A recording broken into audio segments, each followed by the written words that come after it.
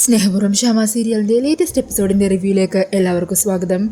അങ്ങനെ ACPക്കൊപ്പം വരുണും രാധികയും അതുപോലെ ചന്ദ്രികയും ജോൺസന്റെ കുടുംബമൊക്കെ അവിടെ എത്തുന്നുണ്ട് കേട്ടോ കണിമംഗലത്ത്. ഈ സമയം ACP കാറിൽ നിന്ന് ഇറങ്ങുക.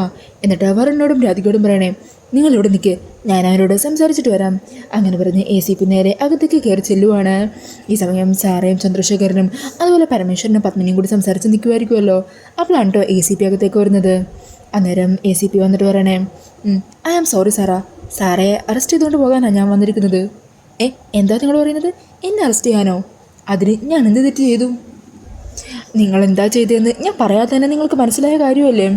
വരുണിൻ്റെയും രാധികയുടെയും ആറ്റുശ്ശേരി സദ്യ എന്ന് പറഞ്ഞ കാറ്ററിംഗ് ബിസിനസ് നിങ്ങൾ തകർക്കാൻ ശ്രമിച്ചു. അതിനായിട്ട് അവർ ഉണ്ടാക്കി കൊണ്ടുവന്ന ഫുഡിൽ നിങ്ങൾ വിഷം ചേർത്ത് അവിടെയുള്ളവരെ കൊല്ലാൻ ശ്രമിച്ചു. അത് തന്നെയാണ് നിങ്ങൾക്കെതിരെയുള്ള പരാതി. അത് കേട്ട സാറ് ചിരിച്ചുകൊണ്ട് പറയണേ, എന്നാലും വരുണും രാധികയുടെയും കളിക്കൂട്ടുകാരനാണ് ACP സാറെന്ന് ഞാൻ പറഞ്ഞു കേട്ടിട്ടുണ്ട്. ഇപ്പോൾ കാര്യങ്ങൾ വൃത്തിയായിട്ട് ബോധ്യപ്പെട്ടു കഴിഞ്ഞു. അവനും അവളും ചേർന്ന് വിഷം കൊടുത്ത് പാവപ്പെട്ടൊരു കുടുംബത്തിനെയും അവിടെയുള്ള ആൾക്കാരെയൊക്കെ കൊല്ലാൻ നോക്കിയതിന് ഞാൻ എന്ത് പിഴച്ചു? അതിൻ്റെ കുറ്റം എങ്ങനെയാണ് നിങ്ങൾ എൻ്റെ തലയിൽ കെട്ടിവെക്കാൻ നോക്കുന്നത്? ഈ സമയം വരുണും രാധികയും അകത്തേക്ക് കയറി വരുവാണ് കേട്ടോ. അന്നേരം രാധിക പറയണേ, സാറാ മാഡം, നിങ്ങളുടെ അഭിനയമൊന്നും ഇനി വില പോകില്ല. എല്ലാം എല്ലാവർക്കും മനസ്സിലായി കഴിഞ്ഞു. നിങ്ങൾ എന്താ വിചാരിച്ചത്? ഇത്തരം ഹീനമായൊരു കൃത്യം ചെയ്തിട്ട് അതിൻ്റെ കുറ്റം എൻ്റെ വരുണിൻ്റെ തലയിൽ കെട്ടിവെക്കാമെന്നോ? ഞങ്ങളെ അങ്ങ് ജയിലിലയച്ച് സുഖിക്കാമെന്ന് വിചാരിച്ചോ? എന്നാലേ നിങ്ങൾക്ക് തെറ്റി മാഡം. അന്നേരം സാറാ ACP ചോദിക്കണേ, സാർ എന്തൊക്കെ ഇവിടെ നടക്കുന്നത്? ഇവിടെ എന്താ നീതി ന്യായമൊന്നുമില്ലേ? എൻ്റെ പേരിൽ കുറ്റം ചേർത്താൽ മാത്രം എന്തെങ്കിലും ഒരു തെളിവ് നിങ്ങളുടെ കയ്യിലുണ്ടോ? എന്തെങ്കിലും ഒരു സാക്ഷി നിങ്ങളുടെ കയ്യിലുണ്ടോ? ഉണ്ടെങ്കിൽ പറ, ആ തെളിവ് കാണിക്ക്, എന്നിട്ടാകാം ബാക്കി സംസാരമൊക്കെ. ഈ സമയം ACP പറയണേ, തൽക്കാലം നിങ്ങൾക്ക് രണ്ടുപേർക്കൊന്ന് പുറത്തേക്ക് വരാമോ? നിങ്ങൾ ആവശ്യപ്പെട്ട തെളിവുകളെല്ലാം ഞാൻ നിങ്ങൾക്ക് മുമ്പിൽ തന്നോളാം. അങ്ങനെ പറഞ്ഞ് ACP സാറേനെയും ചന്ദ്രശേഖരനെയും കൂട്ടി മുറ്റത്തേക്ക് എത്തുവാണ്. ഈ സമയം മുറ്റത്ത് തന്നെ നിൽക്കുന്നുണ്ടാകും കേട്ടോ ചന്ദ്രികയും ജോൺസന്റെ ഭാര്യയും കുട്ടിയും. അങ്ങനെ അവരെ കാണുന്നതും സാറ അന്ന് ആകെ ഭയന്ന് വരച്ച് നിൽക്കുവാണ്. ഈ സമയം ACP ചോദിക്കുന്നുണ്ട്, ഇവരെയൊക്കെ കണ്ടപ്പോൾ സാറൊക്കെ ഏറെക്കുറെ കാര്യങ്ങളൊക്കെ വ്യക്തമായിട്ടുണ്ടാകുമല്ലോ അല്ലേ? നിങ്ങൾ കാണിച്ച എല്ലാ കള്ളത്തരവും ഇവർ തുറന്നു പറഞ്ഞു കഴിഞ്ഞു. സാറേ, ഇനി നിനക്ക് രക്ഷപ്പെടാനായിട്ട് പറ്റില്ല. ജോൺസാ, നിങ്ങൾ തന്നെ പറയൂ, എന്താ സംഭവിച്ചത്? അന്നേരം ജോൺസൺ പറയണേ, സാറാ മാഡം, ഞങ്ങളൊരു അകന്ന ബന്ധത്തിൽപ്പെട്ട ആളാണ്. വലിയ പരിചയവും അടുപ്പമൊന്നും ഉണ്ടായില്ല. പെട്ടെന്നൊരു ദിവസം ഞങ്ങളുടെ വീട്ടിലേക്ക് കയറി വന്നു. ഞങ്ങളുടെ മോൻ്റെ പിറന്നാളാണെന്നറിഞ്ഞ് മോൻ്റെ പിറന്നാൾ നടത്താനുള്ള മുഴുവൻ ചിലവും മാഡം നോക്കിക്കൊള്ളാമെന്ന് പറഞ്ഞു. അതിനുള്ള സദ്യയും ബാക്കി കാര്യങ്ങളും എല്ലാം അറേഞ്ച് ചെയ്യാനുള്ള പണവും മാഡം തന്നെ തന്നു. ഈ സമയം ജോൺസന്റെ ഭാര്യ പറയുക, സാറേ, ഞങ്ങൾ പാവപ്പെട്ടവരാണ്. ഞങ്ങളുടെ മോൻ്റെ പിറന്നാൾ ആഘോഷമായിട്ട് തന്നെ നടത്താമെന്ന് പറഞ്ഞ് ഇവർ വന്നപ്പോൾ ഇവരുടെ മനസ്സിൽ ഒളിപ്പിച്ച ചതി എന്താണെന്നൊന്നും ഞങ്ങൾക്കറിയില്ലായിരുന്നു. അതറിയാതെ ഞങ്ങൾ ഒത്തിരി സന്തോഷിച്ചു പോയി. അന്നേരം ചന്ദ്രിക പറയുന്നുണ്ട്, ഞാനാ രാധികയുടെയും വരുണിൻ്റെയും ബിസിനസ് തകർക്കാനായിട്ട് അവരുണ്ടാക്കിയ പായസത്തിൽ വിഷം ചേർത്തത്. അതും ഇവരുടെ നിർദ്ദേശപ്രകാരമായിരുന്നു. ഇവരായിരുന്നു എന്നോട് വിഷം ചേർക്കാൻ പറഞ്ഞതും ആ വിഷക്കുപ്പി എൻ്റെ കയ്യിൽ തന്നതും. അന്നേരം സാറക്കങ്ങ് ദേഷ്യം വരുവാ, ഡി പച്ചക്കള്ളം പറയുന്നോ നീ? ഞാൻ കള്ളമൊന്നുമല്ല പറഞ്ഞത്, ഇതൊക്കെ സത്യം തന്നെയായ കാര്യങ്ങളാണ്. ഇവർ പറഞ്ഞതനുസരിച്ചാണ് ഞാൻ രാധികയുടെയും വരുണിൻ്റെ അരികിലെത്തിയതും അവരുടെ കൂടെ നിന്ന് അവർ തകർക്കാൻ ശ്രമിച്ചതും. ഈ സമയം സാറക്കാണെങ്കിൽ എല്ലാ കാര്യങ്ങളും കൈവിട്ടു പോയി എന്ന് ബോധ്യപ്പെടുവാണ്. അങ്ങനെ സാറ പെട്ടെന്ന് തന്നെ ഫോൺ എടുത്ത് ആരെയും വിളിക്കാൻ ശ്രമിക്കുന്നുണ്ട് കേട്ടോ. ഈ സമയം ACP സാറയുടെ ഫോൺ തട്ടിപ്പറിക്കുക. അതെ, ഇതിപ്പോൾ അറസ്റ്റ് നടക്കാൻ പോകുന്ന സമയമാണ്. അറസ്റ്റിൻ്റെ ഇടയിൽ സാറക്ക് ആരെയും ഫോണിൽ ബന്ധപ്പെടാൻ പറ്റില്ല. അതുകൊണ്ട് തൽക്കാലം ഫോൺ എൻ്റെ കയ്യിൽ തന്നെ ഇരിക്കട്ടെ. മിസ്റ്റർ ചന്ദ്രശേഖരന് ഇപ്പോൾ കാര്യങ്ങളൊക്കെ വ്യക്തമായിട്ടുണ്ടാകുമല്ലോ. എന്തുകൊണ്ടാണ് ഞാൻ സാറെ അറസ്റ്റ് ചെയ്താൽ വന്നതെന്നുള്ള സംശയം ഇനി നിങ്ങൾക്കുണ്ടാവില്ലല്ലോ അല്ലേ? ഇനി എനിക്ക് എൻ്റെ ഡ്യൂട്ടി ചെയ്യാമല്ലോ. എന്താണെങ്കിലും സാറയുടെ കെയർ ടേക്കലല്ലേ ചന്ദ്രശേഖരും. അതുകൊണ്ട് ചന്ദ്രശേഖരനും ഞാനിപ്പോൾ അറസ്റ്റ് ചെയ്തുകൊണ്ട് പോകുവാണ്. രണ്ടാളെയും പിടിച്ച് വണ്ടി കയറ്റാൻ നോക്ക്. ഈ സമയം സാറ് ദേഷ്യത്തിൽ രാധികയെ നോക്കിക്കൊണ്ട് പറയണേ, എടി, നീ ഇപ്പം ജയിച്ചു എന്ന് കരുതണ്ട. അധികം വൈകാതെ ഈ സാറ പുറത്തിറങ്ങും. സാറേ എല്ലാ കാലത്തും ജയിലിടാമെന്നൊന്നും നീ വ്യാമോഹിക്കണ്ടടി. ഞാൻ പുറത്തിറങ്ങിക്കോട്ടെ, നിൻ്റെയൊക്കെ അവസാനമായിരിക്കും. അന്നേരം സാറയുടെ കാരണത്തിട്ടൊരു അടി പൊട്ടിക്കുവാണ്ട് ജോൺസന്റെ ഭാര്യ. എന്നിട്ട് ദേഷ്യത്തോടെ പറയണേ, ഇത്രയൊക്കെ ചെയ്തു കൂട്ടിയിട്ടും ഞങ്ങളെല്ലാം വിഷം തന്ന് കൊല്ലാൻ നോക്കിയിട്ടും അവളുടെ അഹങ്കാരം കണ്ടില്ലേ? പിടിച്ചോണ്ട് പോ സാറേ ഇവളെയൊക്കെ എന്നും പറഞ്ഞ് ദേഷ്യത്തിൽ നിൽക്കുവാണ്. അന്നേരം എല്ലാവരുടെ മുമ്പിൽ നാണം കെട്ട് തല താഴ്ത്തിക്കൊണ്ട് ചന്ദ്രശേഖരനും സാറേയും പോലീസുകാരുടെ ഒപ്പം പോലീസ് ജീപ്പിൽ കയറിയിരിക്കുവാണ് കേട്ടോ. അങ്ങനെ നാണം കെട്ട് അപമാനത്തോടെയും ദേഷ്യത്തോടെയും പോലീസുകാർക്കൊപ്പം സ്റ്റേഷനിലേക്ക് പോകുവാണ് സാറേയും ചന്ദ്രശേഖരനും. ഈ സമയം രാധികം വരുണും അച്ഛൻ്റെ അമ്മയുടെ അരികിലെത്തുക. മക്കളെ, അച്ഛ, അമ്മേ, നിങ്ങളുടെ പ്രാർത്ഥന ഞങ്ങളുടെ കൂടെ തന്നെയുണ്ട്. അതുകൊണ്ടല്ലേ ഇത്രയും വലിയ പ്രശ്നത്തിൽ നിന്ന് പോലും ഭഗവാൻ ഞങ്ങളെ രക്ഷിച്ചത്. എല്ലാ കാര്യങ്ങളും കലക്കി തീർത്തില്ലേ? അവരെത്രയൊക്കെ നമ്മളെ കുരുക്കാൻ ശ്രമിച്ചാലും അവസാന വിജയം നമുക്ക് തന്നെയായിരുന്നില്ലേ? അമ്മയുടെ അച്ഛൻ്റെയും പ്രാർത്ഥനകളൊന്നും വെറുതെ ആയില്ല.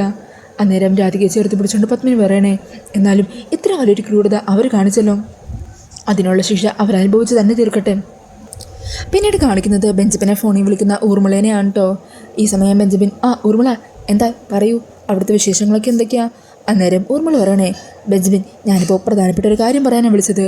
ഞാൻ ഇന്നിവിടെ ബെഞ്ചമിൻ്റെ പേഷ്യൻ്റ് ഉണ്ടല്ലോ, പ്രശസ്ത ഗായിക ശ്യാമ, അവർക്ക് വേണ്ടി ഒരു ടെസ്റ്റ് നടത്താൻ പോകുക. ടെസ്റ്റോ? എന്ത് ടെസ്റ്റ്? അവരുടെ ഓർമ്മകൾ പൂർണ്ണമായും നഷ്ടപ്പെട്ടോ എന്നറിയാനായിട്ടുള്ളൊരു ടെസ്റ്റ്. അതെന്താണത്? അതൊക്കെയുണ്ട്. ആദ്യം ഞാൻ ടെസ്റ്റ് നടത്തട്ടെ, അത് കഴിഞ്ഞ് റിസൾട്ട് എന്തായിന്ന് ഒരു അരമണിക്കൂറിനുള്ളിൽ തന്നെ ഞാൻ വിളിച്ച് പറയാം. അതുവരെ ബെഞ്ചമിൻ ഒന്ന് കാത്തിരിക്കും. ശരി, എന്താണെങ്കിലും ശ്യാമയുടെ കാര്യമല്ലേ, ഞാൻ വെയിറ്റ് ചെയ്യാം. അങ്ങനെ പറഞ്ഞ് ഊർമിള ഫോൺ കട്ട് ചെയ്യുവാണ് കേട്ടോ. ഈ സമയം ഊർമിള പതിയെ ശ്യാമയുടെ റൂമിലേക്ക് ചെല്ലുക. ഈ സമയം ശ്യാമയാണെങ്കിൽ ജനലിലേക്ക് നോക്കി എന്തൊക്കെ ആലോചിച്ചുകൊണ്ടിരിക്കുമായിരിക്കും. പെട്ടെന്ന് തന്നെ ഊർമിള അവിടെ നിന്നും കുറച്ച് നീങ്ങി റേഡിയോയിൽ ശ്യാമ തന്നെ പാടിയ ഒരു മനോഹരമായിട്ടുള്ളൊരു പാട്ട് വെക്കുവാണ്.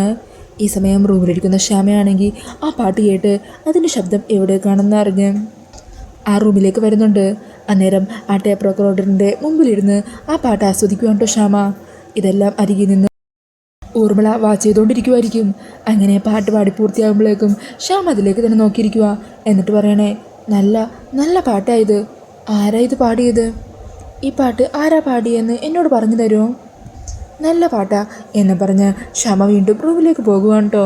അങ്ങനെ ശ്യാമയുടെ സംസാരത്തിൽ നിന്നൊക്കെ ശ്യാമക്ക് ഒരു കാര്യം ഓർമ്മയില്ല എന്നുള്ള കാര്യം ഊർമിളക്ക് ബോധ്യമാകുക.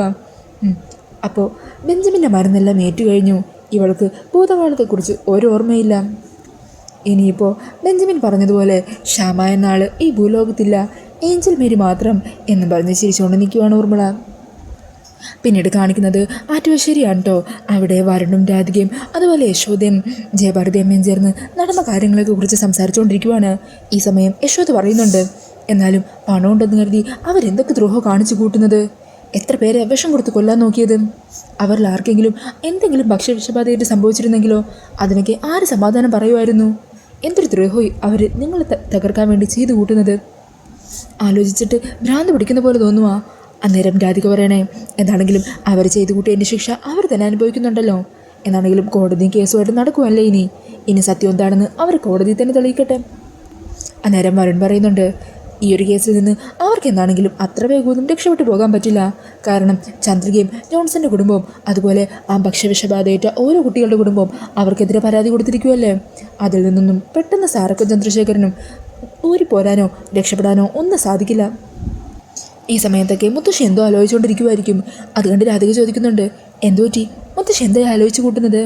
ഈ സമയം ജയഭാരതിയമ്മ പറയണേ, അത് പിന്നെ ചില കാര്യങ്ങളെക്കുറിച്ച് ഒന്ന് വ്യക്തമായിട്ട് ആലോചിക്കണമെന്ന് തോന്നി. ഞാൻ ഇപ്പോൾ ആലോചിച്ചുകൊണ്ടിരുന്നത് അവളെക്കുറിച്ചാണ്, ആ സാറയെക്കുറിച്ചിട്ട്. സാറയുടെ വരവിന് പിന്നിൽ എന്തോ ഒരു ലക്ഷ്യമുണ്ട്. അന്നേരം യശോദ പറയണേ, അത് പിന്നെ മറ്റൊന്നും അല്ലല്ലോ, ചന്ദ്രശേഖരൻ പറഞ്ഞിട്ടല്ലേ സാറ ഈ കാര്യങ്ങളൊക്കെ ചെയ്തു കൂട്ടുന്നത്. ഏയ് അല്ല യശോദേ, ചന്ദ്രശേഖരൻ പറഞ്ഞിട്ട് മാത്രമല്ല അവൾ ഇതൊക്കെ ചെയ്യുന്നത്. അവൾ കണിമംഗലത്തേക്ക് ആദ്യമായിട്ട് വന്നു കയറിയ ആ നിമിഷം മുതൽ അതുമുതലുള്ള അവളുടെ പെരുമാറ്റത്തിലും പറയുന്ന ഓരോ വാക്കുകളിലും എന്തോ ഒരു കാര്യമുണ്ട്. ഓരോ വാക്കുകളും അവൾ പറയുന്നത് വളരെ വ്യക്തമായിട്ട് ആണെന്ന് മുറിച്ച് തന്നെയാണ്. കണിമംഗലം ജപ്തിയാവുന്നു. ആ സമയം ചന്ദ്രശേഖരൻ്റെ ഒരു കൂട്ടുകാരി വന്ന് രക്ഷിക്കുന്നു.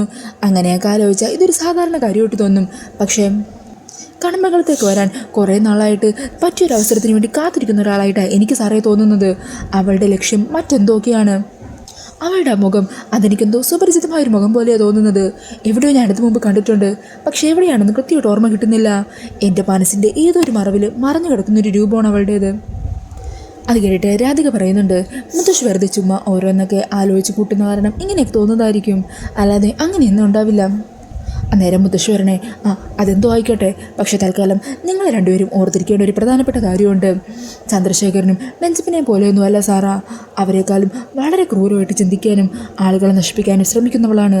അത്രയ്ക്കും ക്രൂരമായൊരു മനസ്സ് അവൾക്കുണ്ട്. അതുകൊണ്ട് അവളിനിയും അടങ്ങിയിരിക്കുമെന്നൊന്നും കരുതണ്ട.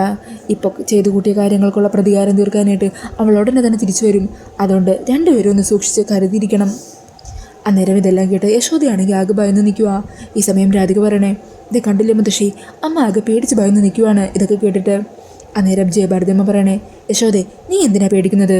നമ്മുടെ മക്കൾ എന്തുണ്ടെങ്കിലും അത് ധൈര്യത്തോടെ നേരിടാൻ പ്രാപ്തരായവരല്ലേ. എങ്കിലും മുമ്പിലുള്ള അപകടത്തെക്കുറിച്ച് നമ്മളൊന്ന് സൂചിപ്പിക്കണം. അവർക്കൊരു മുൻകരുതൽ കൊടുക്കാൻ വേണ്ടി നമ്മളിതൊക്കെ ഒന്ന് ഓർമ്മിപ്പിക്കുന്നു. അത്രയും കരുതിയാൽ മതി. എന്താണെങ്കിലും എൻ്റെ കുട്ടികളുടെ കൂടെ ദൈവമുണ്ട്. ദൈവം എല്ലാം നല്ല രീതിയിൽ തന്നെ അവസാനിപ്പിക്കട്ടെ. അങ്ങനെ പറഞ്ഞ് മുത്തശ്ശി അകത്തേക്ക് കയറി പോകുവാണ്. പിന്നാലെ യശോദയും പോകുന്നുണ്ട് കേട്ടോ.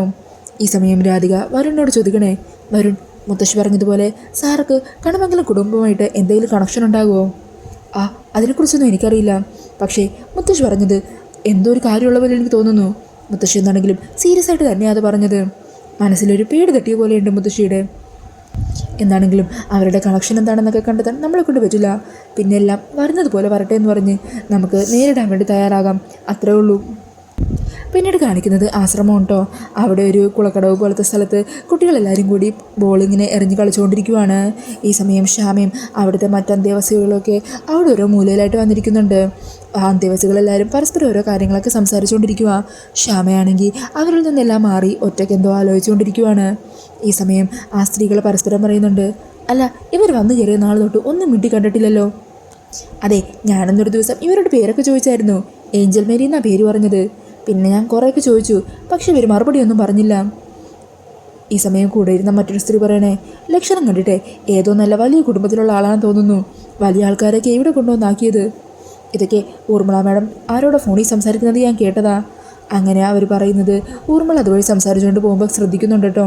അന്നേരം ഊർമിള അവരോട് ദേഷ്യപ്പെടണേ, ഞാൻ സംസാരിച്ചതൊക്കെ മറഞ്ഞു നിന്ന് കേൾക്കുവാണോ നിങ്ങൾ? അയ്യോ അല്ല ഊർമിള ദേവി മാഡം, ഞങ്ങൾ സത്യം പറഞ്ഞൊന്നും കേട്ടിട്ടില്ല. ഇവർ വിശ്വസിക്കാൻ വേണ്ടി ഞാൻ ചുമ്മാ കള്ളം പറഞ്ഞതാ. അന്നേരം ഊർമിള ദേഷ്യത്തോട് പറയണേ, അതെ, നിങ്ങൾ വെറുതെ ആവശ്യമില്ലാത്ത കാര്യത്തെക്കുറിച്ചൊന്നും ഇടപെടാൻ നിൽക്കണ്ട, മനസ്സിലായല്ലോ? ഇവിടെ മര്യാദക്ക് അടങ്ങി ജീവിച്ചോളണം. നിങ്ങളിവിടെ ആക്കിയവരാരുവേ നിങ്ങൾ എന്തെങ്കിലും ചെയ്താലും ചോദിക്കാനൊന്നും വരില്ല. അക്കാര്യം ഓർമ്മ വെച്ചേക്കണം. അങ്ങനെ പറഞ്ഞ് ഊർമിള അവിടെ നിന്നും പോകുവാണ്. ഈ സമയം അവർ പറയണേ, നിങ്ങൾ എന്തിനാ വെറുതെ ആവശ്യമില്ലാത്ത കള്ളമൊക്കെ പറഞ്ഞത്? അതും ആ ഊർമിള ദേവിയെ പറ്റി. അവരിനി നമ്മളോട് എന്തൊക്കെയാണോ ചെയ്തു കൂട്ടാൻ പോകുന്നത്. ഈ സമയം കുട്ടികൾ പന്ത് കളിച്ചുകൊണ്ടിരിക്കുമ്പോൾ ആ പന്ത് വെള്ളത്തിലേക്ക് വീണു പോകുവാണ് കേട്ടോ. അത് കാണുന്നതും കുട്ടികൾ പറയണേ, അയ്യോ പന്ത് വീണു പോയല്ലോ, ഇനിയിപ്പോൾ എന്ത് ചെയ്യും? ഞാൻ ചാടിയിറങ്ങി എടുക്കട്ടെ? അയ്യോ വേണ്ട, ആ ഊർമിളാദേവി അറിഞ്ഞാലേ നമ്മളെ ചീത്ത പറയും. പിന്നെ എന്ത് ചെയ്യും മീനാക്ഷി? അന്നേരം മീനാക്ഷി എന്ന് പറഞ്ഞ പെൺകുട്ടി വരണേ, ഒരു വഴിയുണ്ട്, ഞാനൊന്ന് നോക്കട്ടെ എന്നും പറഞ്ഞ് ഒരു നീളമുള്ള വടി എടുക്കുവാണ്. ആ വടി വെച്ച് ബോൾ എടുക്കാനായിട്ട് ശ്രമിച്ചുകൊണ്ടിരിക്കുകയാണ് കേട്ടോ ആ കുട്ടി. അങ്ങനെ നിൽക്കുന്ന ആ ഒരു സീൻ കാണിച്ചുകൊണ്ടാണ് എപ്പിസോഡ് തീരുന്നത്. പിന്നീട് നാളത്തെ എപ്പിസോഡിൻ്റെ പ്രൊമോയിൽ കാണിക്കുന്നത് ആ ഒരു മീനാക്ഷി എന്ന് പറഞ്ഞ കുട്ടി വെള്ളത്തിൽ വീണ ബോൾ എടുക്കാൻ ശ്രമിക്കുന്നുണ്ടല്ലോ, അതിൻ്റെ ഇടയിൽ കാല് തെറ്റി വെള്ളത്തിലേക്ക് വീണു പോകുക. അന്നേരം അമ്മയെന്ന് പറഞ്ഞ് അലറി വിളിക്കുവാണ് കേട്ടോ ആ കുട്ടി. ഈ സമയം കുട്ടിയുടെ ആ വിളി കേൾക്കുന്നതും ശ്യാമയാണെങ്കിൽ മറ്റൊന്നും ചിന്തിക്കാതെ ഓടിയിറങ്ങി ആ വെള്ളത്തിലേക്ക് ചാടി കുഞ്ഞിനെ രക്ഷിച്ചുകൊണ്ട് വരുന്നുണ്ട്. ഇത് കണ്ട് എല്ലാവരും അത്ഭുതത്തോടെ നോക്കി നിൽക്കുവാണ് കേട്ടോ. പിന്നീട് കുട്ടിയുടെ ഡ്രസ്സൊക്കെ മാറ്റി കുട്ടി അവിടെ റൂമിൽ ബോധമില്ലാതെ കിടക്കുമായിരിക്കും. ഈ സമയം ശ്യാമയാണെങ്കിൽ ആ കുട്ടിയുടെ അരികിൽ തന്നെ ഇരിക്കുവാണ്. അന്നേരം ഊർമിള ശ്യാമയുടെ അരികിലേക്ക് ചെല്ലുന്നുണ്ട്. അതെ, കുട്ടിയുടെ കാര്യമൊക്കെ ഞങ്ങൾ നോക്കിക്കോളാം, നിങ്ങൾ നിങ്ങളുടെ റൂമിൽ ചെന്നിരിക്കും. പറഞ്ഞത് മനസ്സിലായില്ലേ? ഇവിടെ ഞങ്ങൾ പറയുന്നത് വേണം നിങ്ങൾ അനുസരിക്കാൻ. ഏഞ്ചലിനോടല്ലേ പറഞ്ഞത് റൂമിൽ പോയി റെസ്റ്റ് എടുത്തോളാൻ? കുഞ്ഞിനെ ഞാൻ നോക്കിക്കോളാം. കുഞ്ഞിനെ എന്തിനാ വേറെ ആരെങ്കിലും നോക്കുന്നത്? ഞാനില്ലേ ഇവിടെ എന്നും പറഞ്ഞ് ശ്യാമ പറയുവാണ് കേട്ടോ. അന്നേരം ഊർമിള ദേഷ്യപ്പെട്ട് പറയണേ, എഴുന്നേക്കാനല്ലേ പറഞ്ഞത്? ഊർമിളയുടെ ആ വാക്കുകൾ കേൾക്കുന്നതും ശ്യാമയുടെ ഭാവം അങ്ങ് മാറുവാണ്. ശ്യാമയാണെങ്കിൽ കണ്ണുരുട്ടി ദേഷ്യത്തോടെ ഊർമിളയെ നോക്കുന്നുണ്ട് കേട്ടോ. ശ്യാമയുടെ ആ നോട്ടമൊക്കെ കണ്ട് മറുത്തൊന്നും പറയാനാവാതെ ഭയന്ന പോലെ നിൽക്കുവാണ് ഊർമിള. പിന്നീട് കാണിക്കുന്നത് മുത്തശ്ശിയും യശോദയും രാധികയൊക്കെ ചേർന്ന് സദ്യ ഉണ്ടാക്കിക്കൊണ്ടിരിക്കുക. ഈ സമയം രാധികയുടെ ഫോണിലേക്ക് ഒരാൾ വിളിക്കുവാണ് കേട്ടോ. അന്നേരം രാധിക കോൾ അറ്റൻഡ് ചെയ്യുക. ആ ചേട്ടാ പറഞ്ഞോ? അതെ രാധികെ, ഞാൻ ഓഫീസിലേക്ക് 40 ഊണ് പറഞ്ഞിട്ടുണ്ടായല്ലോ. പക്ഷേ ഇപ്പോൾ നിങ്ങളുടെ കാര്യങ്ങളൊക്കെ അറിഞ്ഞതിന് ശേഷം അവിടെ ഉള്ളവർക്കൊക്കെ ചെറിയൊരു അസ്വസ്ഥത പോലെ. അവർക്ക് ഇനി ഊണൊന്നും വേണ്ടെന്നാണ് പറയുന്നത്. അതുകൊണ്ട് ആ ഓർഡർ അങ്ങ് ക്യാൻസൽ ചെയ്തേക്ക്. അങ്ങനെ അയാളുടെ വാക്കുകളൊക്കെ കേൾക്കുന്നതും രാധിക വല്ലാതെ വിഷമത്തോടെ അവിടെ ഇരുന്ന് പോകുവാണ് കേട്ടോ. ഈ സമയം കോള് കഴിഞ്ഞ് രാധികയുടെ മുഖമൊക്കെ ആകെ മാറി ആകെ വിഷമിച്ചിരിക്കുന്നത് കണ്ട് യശോദ കാര്യം തിരക്കുക. എന്തുപറ്റി? എന്താ മോളെ സംഭവിച്ചത്? അന്നേരം രാധിക നടന്ന കാര്യം പറയണേ. ആ ഓഫീസിലെ ചേട്ടൻ 40 പേർക്കുള്ള ഊണ് പറഞ്ഞിരുന്നല്ലോ, അവർക്കിനി അത് വേണ്ടെന്ന്. ഒരു തരത്തിലും നമ്മളെ ജീവിക്കാൻ അവൻ അനുവദിക്കില്ല. അങ്ങനെ ആകെ നിരാശയോടെ അവിടെ ഇരിക്കുവാണ് രാധിക. അപ്പോൾ ഈ ഒരു സീനൊക്കെ ഉണ്ടോ പ്രൊമോയിൽ കാണിക്കുന്നത്. ഈ ഒരു റിവ്യൂ ഇഷ്ടമായിട്ടുണ്ടെങ്കിൽ മറക്കാതെ വീഡിയോ ഒന്ന് ലൈക്ക് ചെയ്യണേ. ഇതുപോലുള്ള കൂടുതൽ റിവ്യൂസിനായിട്ട് ഈ ചാനലൊന്ന് സബ്സ്ക്രൈബ് ചെയ്തും കൂടി സപ്പോർട്ട് ചെയ്യണേ. താങ്ക്